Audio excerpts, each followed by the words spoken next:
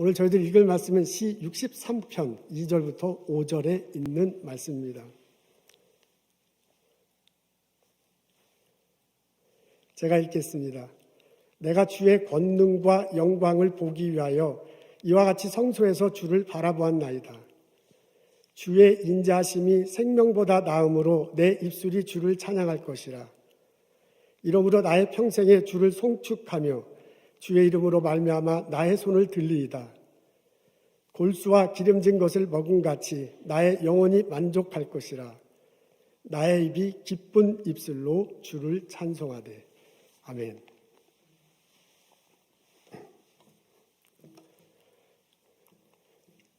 우리에게 널리 알려진 단편 소설 중에 노인과 바다가 있습니다. 노인의 이름은 산티아고입니다. 어부예요. 바닷가에 가서 고기를 잡는 일을 평생 해왔습니다. 어느 날 먼 바닷가에 가서 홀로 고기를 잡는데 낚싯줄이 팽팽한 거예요. 엄청나게 큰 것이 걸려들었습니다. 이틀 밤낮을 그것을 잡으려고 애를 썼다고 합니다. 드디어 잡았어요. 잡아서 보니까 길이가 5.5m야. 무게가 700kg 이상 나갑니다. 와, 너무너무 행복했어요.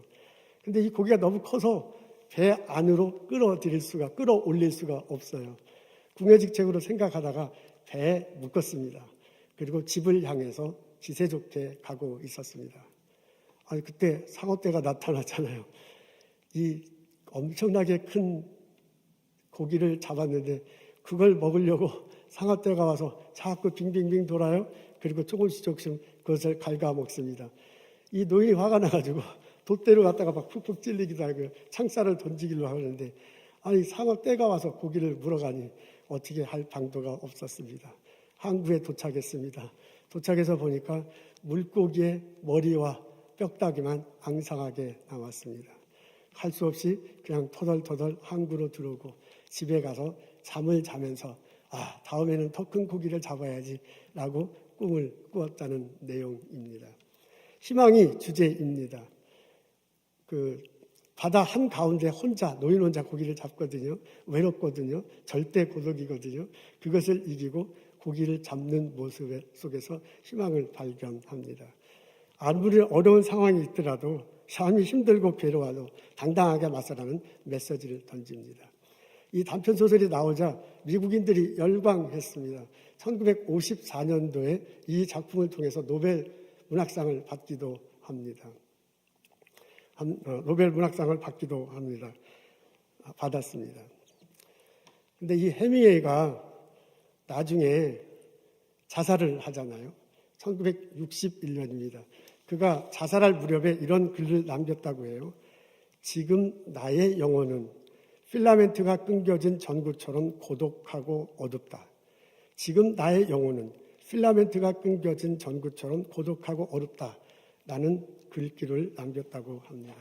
희망을 잃지 말라고 소설 속에서는 강력하게 외치는데 자신의 삶 속에서는 절망에서 벗어나기가 참 어려웠는가 봅니다. 우리 인간의 영혼은 참으로 나약합니다. 오늘 저희들은 시 63편을 읽습니다. 이곳에 보면 다윗이 자신의 영혼이 어떻게 변하는지를 묘사해 놓았습니다. 1절에 이렇게 적혀 있어요. 앞에 있는데 우리 다 같이 함께 읽겠습니다. 시작. 물이 없어 마르고 황폐한 땅에서 내 영혼이 주를 갈망하며 내 육체가 주를 앙모한다 그랬습니다. 다윗이 그 말년에 아들 압살롬이 반란을 일으켰어요. 그래서 그 반란에 쫓겨서 예루살렘 성을 나와서 유대 광야에 머무는 적이 있었는데 그때 쓴 시라고 합니다. 광야에 있다 보니까 물이 없고 황폐해요. 그리고 목이 말라요. 근데 그 육체에 그런 걸 느끼는데 육체에 그런 걸 느낄 때 자기 속 영혼에도 목마른 것을 느낀다라고 하는 내용입니다. 여기에 보면 그 다윗이 자신에 대해서 두 가지로 표현해요. 하나는 내 영혼 이렇게 얘기하고 하나는 내 육체라고 이렇게 표현하고 있습니다. 영혼과 육체라는 단어가 나옵니다. 사람은 육체와 영혼으로 되어 있어서 그 육체와 영혼이 하나가 되어서 이루어진 존재입니다. 육체는 우리 눈에 보입니다. 이 팔, 다리, 머리, 손 이런 거지요. 영혼은 우리 눈에 보이지 않습니다. 우리 안에 있어서 안에 있어요. 마음 혹은 영, 혼으로 구성되어 있습니다. 사람들은 육체는 눈에 보이니까 육체가 있다고 이렇게 생각하는데 영혼은 눈에 보이지 않으니까 영혼에 대해서 있는가 없는가 이게 설왕설래하기도 합니다. 우리가 컴퓨터를 처음 사면 우리 눈에 보이는 것은 하드웨어입니다. 근데 하드웨어만 있어서 컴퓨터가 돌아가는 게 아니잖아요. 그 안에 소프트웨어가 있다고요. 근데 그러니까 하드웨어는 눈에 보이지만 소프트웨어는 눈에 보이지 않습니다. 그래도 우리는 이 안에 소프트웨어가 있다고 그렇게 믿어요. 그 소프트웨어가 있는지 안 있는지는 컴퓨터를 작동해 보면 알아요. 컴퓨터를 작동해 보면 그 안에 있는 프로그램이 돌아가잖아요. 그래서 하드웨어하고 소프트웨어가 작동을 하면서 컴퓨터가 역할을 합니다. 그러니까 그렇게 컴퓨터 작동을 일으키는 것을 봐서 처음에 그 컴퓨터를 살 때 소프트웨어가 눈에 안 보이지만은 그 안에 소프트웨어가 있다고 우리는 그렇게 생각하고 작동을 합니다. 그런 것과 똑같습니다. 우리 인간은 육체로 되어 있고 영혼으로 되어 있어요. 우리 영혼은 눈에 안 보이지만은 우리 영혼 우리 속에 있어서 그 마음의 활동을 하고 영이 활동을 하고 혼이 활동하는 것을 우리가 삶을 살아가면서 그게 이제 작동되는 것을 볼 수 있고 느낄 수 있습니다. 그런 것들을 경험하면서 우리가 육체와 영혼으로 구성되어 있다는 것을 알 수 있습니다. 바울은 이것을 겉사람과 속사람으로 표현했어요. 겉사람은 육체이고요. 속사람은 영혼입니다. 그래서 고린도후서 6장 16절에 이렇게 표현하고 있지요. 우리가 낙심하지 않으니 우리의 겉사람은 낙후되나 우리의 속사람은 날로 새로워지나니 그랬지요.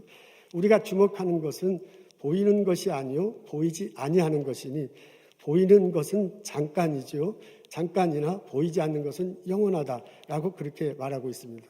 고린도후서 6장 16절과 18절에 있는 내용입니다. 여기서 말하는 겉사람이 시편에서 말하는 육체입니다. 여기서 말하는 속사람이 시편 36편에서 말하는 영혼입니다. 이것을 성경의 다른 곳에서는 그리고 우리 신앙생활하는 사람들이 그 어떤 다른 상황 혹은 다른 문맥에서는 이 속사람을 또 다르게 표현하기도 합니다.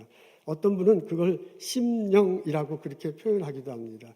우리의 심정 주의 것이니 하잖아요. 그게 이제 속사람을 다르게 표현한 것입니다. 어떤 사람은 글 쓰는 사람들은 사상 이렇게 말하기도 합니다. 어떻게 이렇게 표현은 좀 다르지만은 그 안에 있는 우리 안에 있는 영혼을 말하는 겁니다. 우리 인간은 영혼과 육체 이 두 개가 합쳐져서 있는 존재입니다. 근데 그 다윗이 자신의 영혼이 변하고 있다는 것을 오늘 시 63편에서 말해주고 있습니다. 시 63편을 가만히 읽어보면 영혼이 어떻게 변하는지를 볼 수 있습니다. 여기에서 영혼이라고 나온 단어들만 보면 5개가 나오는데 그 5개 나오는 것을 면밀히 보면 이 사람의 영혼이 변한다는 것을 알 수 있습니다. 1절에 보면 이렇게 표현되어 있습니다. 내 영혼이 주를 갈망한다. 그렇게 말하고 있어요. 영혼이 갈망한대요. 지금 이 사람의 영혼이 갈망한 상태입니다.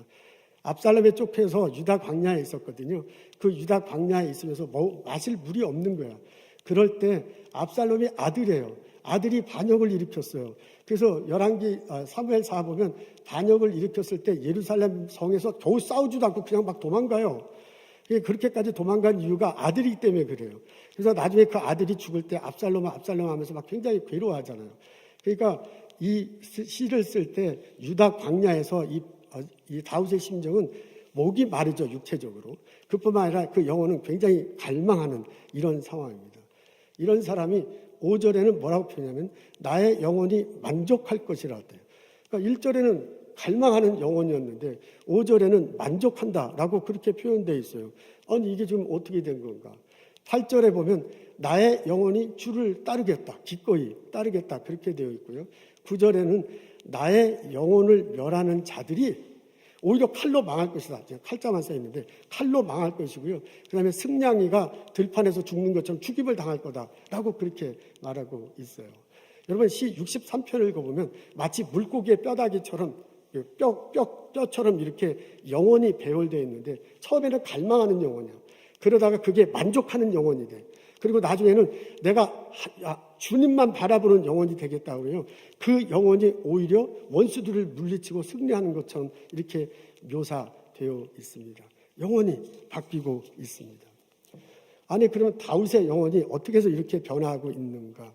이게 만약 물고기로 비유한다면 뼈다귀처럼 이렇게 영혼이 바뀌고 있는데 그 물고기의 살과 같은 것들이 이 안에 또 나와 있습니다. 어떻게 갈망하는 영혼이 만족하는 영혼이 되었는지 묘사되어 있습니다. 첫 2절에는 이렇게 보았어요. 성소에서 주를 바라본다 라고 이렇게 표현되어 있습니다. 하나님에서 이 사람은 지금 광야에 있어요. 광야에 있는데 예전에 예루살렘 성에 있을 때 그 성전에 들어갔던 것들을 연상하는 거예요. 성소에서 주를 바라본대요. 근데 2절 상반절에 뭐라고 표현되어 있냐면은 내가 성소에 가서 바라보는데 그 하나님이 성소에 임하셨는데 그분의 영광과 그분의 권능을 생각하고 성소에 들어가서 하나님을 바라본다라고 그렇게 말합니다. 3절에는 내 입술이 주를 찬양할 거래요. 성소에 들어와서 하나님을 찬양해. 하나님께 찬양드려. 근데 그 찬양할 때 뭐라고 고백하냐면 3절 상반절 3절에 이렇게 적혀져 있어요. 주님의 인자하심이 생명보다 더하다. 생명보다 더 낫다라고 그렇게 고백하면서 하나님을 찬양하겠다고 말합니다. 여기서 말하는 생명은 자기 생명이야. 내 생명보다 주님의 인자하심이 더 낫대요. 그렇게 표현하면서 찬양하겠다고 얘기하는 거예요. 그렇게 고백하면서. 그러니까 그 말은 다르게 표현하자면 인자하심은 히브리 원어로 헤셀이야. 사랑이에요. 하나님 사랑이 내 생명보다 더 낫다는 건데요. 그 말은 뭐냐면 내 생명은 하나님께 달려있다는 거예요. 하나님이 내게 인자하심을 베풀어줘야 하나님께서 내게 사랑을 줘야 내 생명의 가치가 있는 거야. 그렇게 될 때 내 생명이 살아나는 거야. 그런 고백을 가지고 찬양을 드리겠다는 거예요. 2절에는 주님 성전에 나와서 하나님 보기를 원해. 그리고 그분에게 찬양을 드리는데 난 하나님의 사랑이 내게 임할 때 내 생명이 살아납니다. 라는 고백을 가지고 찬양을 하겠다고 합니다. 4절에는 이렇게 적혀 있어요. 낮에 손을 들리겠다. 그러니까 찬양을 드리는데 손을 들면서 찬양을 해요. 그러면서 뭐라 하냐면 4절 앞부분에 나의 평생의 주를 송축하겠다고 그래요. 그러니까 손을 든다는 것은 경배한다는 뜻이잖아요. 당신이 나보다 낫다는 것을 표시하는 거잖아요. 그런데 이걸 평생 하겠다고 이렇게 고백합니다. 그랬더니 5절에 내 영혼이 만족하게 된다. 근데 그 영혼이 어떻게 하게 만족하냐면 기름진 것을 먹어서 배부르게 된 것처럼 내 영혼이 만족하게 되겠다. 아멘, 할렐루야. 여러분 여기에 흐름이 있습니다. 이분이 유다 광야에서 지금 갈망하는 목마른 영혼이야. 근데 그 목마른 영혼이 됐을 때 떠오르는 게 뭐냐면 예루살렘 성전에서 하나님께 찬양 드릴 때를 떠오르는 거야. 하나님께 찬양 드릴 때 나 노래 잘해서 노래 잘하는 게 아니야. 연주 잘해서 연주 잘하는 게 아니야. 하나님이 계시다. 그분의 위엄을 보겠다는 마음으로 찬양을 시작해. 성전에 들어와. 그리고 그를 바라보는 거예요. 그리고 그분에게 찬양하는데 당신의 인자하심이 생명보다 더 거하다라고 고백하고 찬양하고 연주하는 거예요. 당신이 인자하심을 주실 때, 사랑을 베풀어 주실 때 내 생명이 살아있습니다라고 고백하면서 찬양하는 거예요. 그리고 그렇게 손을 들면서 찬양할 때 하나님이 사랑을 베풀어 주시는 거예요. 하나님이 은혜를 헤세드 인자하심을 베풀어 주셔서 이 자신의 생명이 살아나는 것을 경험합니다. 그 경험한 것을 성전에서 찬양드렸을 때 생명이 새로워지는 것, 생명이 치료되는 것, 생명의 힘을 얻는 것, 이 경험했던 것을 다시 한번 되돌리는 거예요. 그러면서 6절, 7절, 8절에 내가 지금 광야에 있지만은 내가 그 하나님을 찬양하겠다라고 그렇게 고백합니다. 내가 광야에 있지만 하나님을 찬양드릴 때 하나님이 성전에서 내가 찬양드릴 때 내게 인자하심을 주고 사랑을 베풀었던 하나님이 나와 지금도 함께 하실 거예요. 그래서 그분이요, 우리가 읽지 않았지만 6절, 7절, 8절에 보면 그분이 큰 날개처럼 나에게 이렇게 다가와. 그래서 그 큰 날개처럼 다가와서 나를 이렇게 품어줘. 그분이 큰 손이 돼서 나에게 와서 나를 이렇게 잡아줘.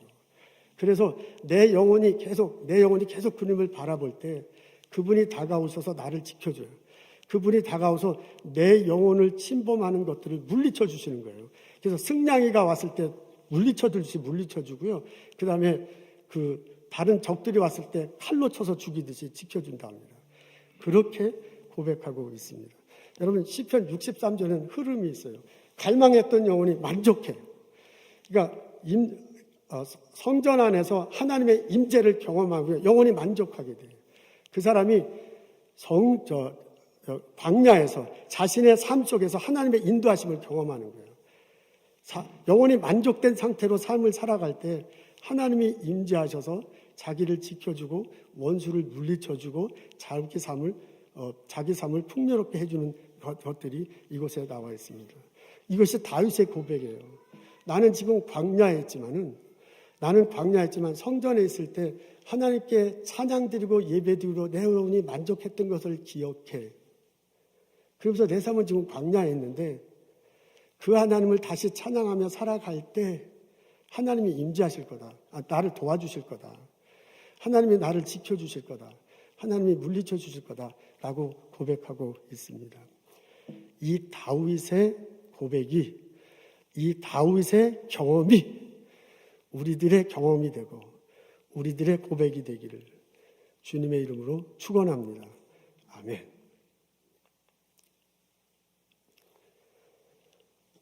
여러분, 팬데믹 사태가 계속되고 있습니다. 온라인으로 예배드린 지 1년 반이 되어 있습니다. 언제 끝날지 모르기 때문에 참 답답한 상황이 됐습니다. 이런 상황인데요, 좀 조심스럽게 다음 주부터는 예배를 조금 바꾸려고 합니다. 설교 후에 찬양 드리는 것 있죠. 설교 후에 찬송가를 부르고 찬송가를 통해서 복음송가를 통해서 하나님께 찬양 드리는데 그것을 현장에서 하려고 합니다. 아직 이제 조심해야 될 부분이 많아요. 그래서 악기들이 다 오는 게 아니고 피아노 한 대 이렇게 할 거고요. 그리고 찬양을 인도하신 분 한 분만 나와서 인도하실 거고요. 그리고 우리가 현장에서 찬양을 드리려고 합니다. 그리고 그것을 이렇게 중계할 것입니다. 그러니까 온라인으로 예배 참석하시는 분들은 지금 제 설교 듣는 것처럼 찬양 드릴 때 여기서 찬양 드리는 것을 보면서 이제 온라인으로 하면 될 것입니다. 이게 좀 조심스럽습니다. 아직도 좀 조심스러운데 언제까지 계속 이렇게 온라인으로만 찬양 드리긴 참 쉽지 않을 듯해요. 이제 다른 교회들은 찬양팀이 서너 명 이렇게 나왔더라고요. 성가대를 실제로 하는 그런 이제 교회도 있고요. 그래서 저희 교회도 좀 조심스럽지만 조금씩 이렇게 시작하려고 합니다. 우리가 하나님께 예배 드리는 것은 어느 곳에서도 예배 드릴 수 있습니다. 성소를 바라보며 찬양 드릴 때 하나님 임재하시고 우리에게 사랑을 베풀어 주십니다. 그것을 고백하면서요. 또한 성소에 와서 성전에서 주님을 바라보고 찬양 드릴 때 하나님이 그것을 받아주시고 우리의 영혼을 만족해 하시고 우리에게 새힘 주신다는 이 다윗의 고백을 우리도 깨닫고 그것을 경험하기를 원합니다. 그래서 우리 함께 예배, 현장에서 드리는 예배, 함께 이런 마음과 고백을 가지고 참여해 주시면 참 고맙겠습니다. 우리 영혼은 하나님께서 채워줄 수 있습니다. 우리 영혼은 오직 하나님으로부터만 채움을 받을 수 있습니다. 하나님께서 이 세상을 만들 때, 아담과 하와를 통해서 만들 때 벌어진 일들 기억할 것입니다. 하나님이 하나님의 형상대로 사람을 만들었다 그랬잖아요. 그래서 우리 안에 영혼이 생겨져 있습니다. 생기를 불어넣었을 때 생명이 됐다 그랬잖아요. 우리 안에 있는 영혼이 살아 움직이게 됐습니다. 우리는 그렇게 만들어졌어요. 우리는 그렇게 만들어졌기 때문에 하나님과 관계에 있고 하나님의 호흡을 받을 때 우리 영혼이 살아나게 되어 있습니다. 아담과 하와가 죄를 짓네요. 하나님과의 관계가 멀어졌어요. 그 바람에 우리 영혼이 흐려졌고요. 우리 영혼이 활기를 잃어버렸습니다. 그런 상태로 우리 살아갑니다. 예수 그리스도를 만납니다. 그분을 통해서 십자가 보혈로 우리가 하나님과 화목하게 됐습니다. 하나님과 관계를 맺게 됐어요. 하나님의 성령이 우리 다시하게 와서요. 우리의 영을 다스려줘요. 그래서 우리의 영혼이 다시 살아나는 거예요. 다시 밝게 되는 거고요. 다시 선명하게 되는 거고요. 그렇게 해서 우리는 살아갈 수 있습니다. 우리 영혼은요, 우리가 정말 사는 것처럼 사는 거는요, 하나님의 영과 맞닿아 있을 때, 그때만이 가능합니다. 그것은 마치 아기가 태어나고 자라는 거하고 아주 똑같아요. 아기가 처음 태어났을 때 엄마 뱃속에서 태어나잖아요. 그리고 10개월 동안 거기서 엄마가 주는 영양분 먹고 자라납니다. 태어나서 이 아기가 가장 편안한 곳이 뭐냐면 엄마 품이잖아요. 엄마 품에 있을 때 그 엄마의 그 심장 소리를 들어요. 10개월 동안 자기가 들었던 그 심장 소리야. 그리고 엄마의 젖을 먹잖아요. 10개월 동안 뱃속에서 먹었던 그 영양분을 먹는 거야. 그러니까 그때 가장 이 어린 아이는 편안해. 애는 그렇게 태어났어. 우리는 그렇게 태어났어요. 엄마가 돌보잖아요. 사랑으로 돌보면서 이렇게 점점점 성장하고 건강하게 자랍니다. 나중에 대학교 가면 대학교 갈 때 엄마 아빠 사용없다 이제 뭐 나 혼자다 뭐 이렇게 살지만은 가지만은 방학 때 집에 오잖아요. 집에 와서 제일 하고 싶은 게 뭐냐면 엄마가 해주는 밥이야. 엄마가 해주는 된장국이 세상에서 제일 맛있어. 뭐 그렇게 얘기해. 근데 엄마가 해주는 된장국이 세상에서 제일 맛있지 않거든요. 근데 그게 왜 세상에서 제일 맛있는 것처럼 느껴지냐면 어렸을 때부터 그걸 먹었기 때문에 그래요. 그 사람과 우리 자식과 엄마와 아빠의 관계는 그렇게 맺어져 있어요. 그 허기진 걸, 그 세상에서 제일 맛있는 걸 채워주는 것은 엄마가 만들어줄 때 집에 와서 엄마, 아빠와 사랑과의 관계를 맺을 때 그게 이렇게 채워지는 거예요. 그런 거하고 똑같아요. 심적으로 얘기하면 그런 거고요. 영혼으로 얘기하면 이제 그렇게 표현할 수 있어요. 우리 영혼 속에서는 하나님과 연관되어 있기 때문에 꽉 차여지는 것이 있는데 이것이 다른 걸로 어떻게 채울 수가 없어요. 우리가 가지려고 하는 어떤 거, 우리가 목표로 하는 어떤 거, 그것이 달성돼서 채워지기도 하죠. 일부분 채워지기도 하는데 완전히 채워지지는 못해요. 그것은 마치 물고기 잡은 어부가 가지고 오는데 그냥 뼈다귀만 남고 있는 것만 갖고 오는 거하고 똑같아요. 우리 속에서는요, 공허감으로 채워질 수밖에 없어. 그걸 채울 수 있는 것은 예수 그리스도입니다. 그걸 채울 것은 하나님뿐입니다. 하나님 성전에 나와서 예배 드릴 때 그분이 인자하심을 베풀어 준다. 사랑함을 베풀어 줘서 내 생명이 새로 살아난다. 내 생명이 리바이벌 된다라고 고백하며 찬양 드릴 때 그분이 우리에게 은혜 주시고 그분이 우리에게 사랑 주시고 우리의 영혼을 채워주세요. 그래서 내 영이 새로워지고 그래서 내 영이 만족해지고 그래서 내가 새 힘을 가지고 살아갈 수 있는 겁니다. 나의 영혼을 채울 수 있는 것은, 내 영혼이 만족할 수 있는 것은 성전에 나와 예배드리고 그분이 주시는 사랑, 그것만으로 채워질 수밖에 없습니다. 이것을 깨닫고 이것을 경험하며 이것을 고백하며 살아가는 나와 여러분 되시기를 주님의 이름으로 축원합니다. 아멘. 바울과 실라가 생각나요. 빌립보에서 말씀을 증거합니다. 기도하러 가는 중에 길가에 여종이라고 그랬네요. 여자인데 종이네요. 여종을 만납니다. 이 사람이 귀신 들렸대요. 귀신 들린 것 때문에 능력이 생겼는가 봐요. 그 능력을 가지고 점을 치고요. 그 점 쳐서 벌은 돈을 자기 주인한테 주면서 그렇게 살아가고 있습니다. 근데 이 여종이 그렇게 사는 삶이, 귀신 들려서 사는 삶이 불쌍하잖아요. 근데 좀 자꾸 마음 쓰이는 게 있는 게 뭐냐면 바울과 실라가 걸어갈 때 자꾸 소리를 쳐요. 이 귀신의 능력으로 알아보는 거예요. 저 사람은 하나님의 사람들이다. 저분을 통해서 하나님의 복음이 전달될 것이다. 라고 자꾸 소리를 지릅니다. 근데 처음에 한두 번은 이제 그런, 뭐 틀린 말은 아니지만은 처음에 한두 번은 그런가 보다 하는데, 자꾸 소리 지르니까 그것도 참 바더가 되기도 하고요. 그렇게 사는 삶이 측은하기도 해요. 어느 날 고쳐주잖아요. 그리스도 이름으로 귀신아 물러가라. 귀신이 물러가고 이 사람이 온전히 정신해졌습니다. 좋은 일이 벌어진 거예요. 근데 주인은 안 그래. 그 사람을 통해서 자기가 수입이 생겼는데 수입이 끊겨졌어. 성경에 보니까 소망이 없어졌대. 그 주인도 참 대단한 사람이에요. 열받아가지고 고소해버리잖아요. 저놈들이 뭐 우리 빌립보 와가지고 이상한 짓을 한다.